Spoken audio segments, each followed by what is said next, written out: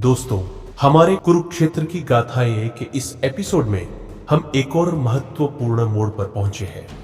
आज हम बात करेंगे गुरु द्रोणाचार्य की पतन और उनके द्वारा उपयोग की गई महाशक्ति नारायणास्त्र के बारे में। यह कहानी युद्ध के बीच एक निर्णायक पल को प्रदर्शित करती है, जब वीरता, छल और दिव्य अस्त्रों के संघर्ष ने इतिहास को बदल दिया।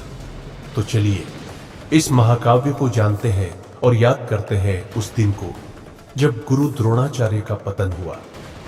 युद्ध के तीसरे दिन महाभारत की धरती पर एक भयंकर संहार की लहर चल रही। पांडवों और कौरवों के बीच रक्तपात अपने शिखर पर था और युद्ध का यह विराट रूप कभी भी एक नई दिशा में मुड़ सकता था।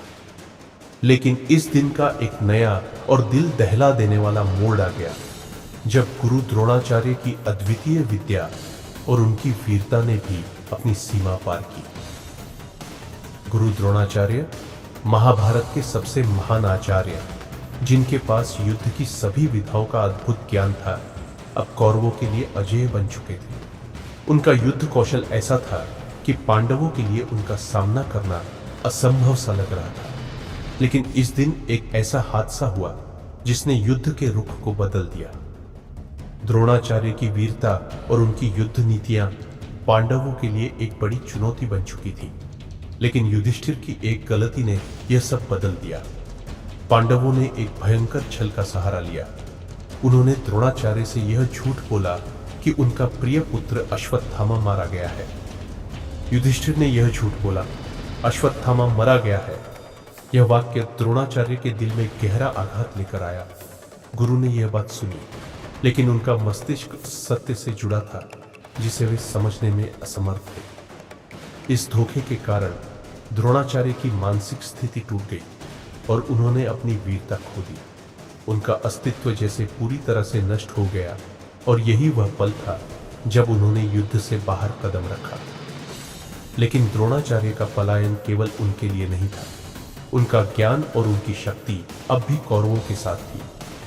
उन्होंने नारायणास्त्र को चलाने का संकल्प लिया। नारायणास्त्र एक ऐसा दिव्य अस्त्र था जिसे केवल भगवान श्री कृष्ण के आशीर्वाद से ही रोका जा सकता था।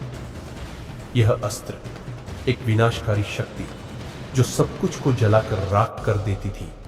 जैसे ही द्रोणाचार्य ने इसे छोड़ दिया, समूचा युद्ध क्षेत्र थम गया।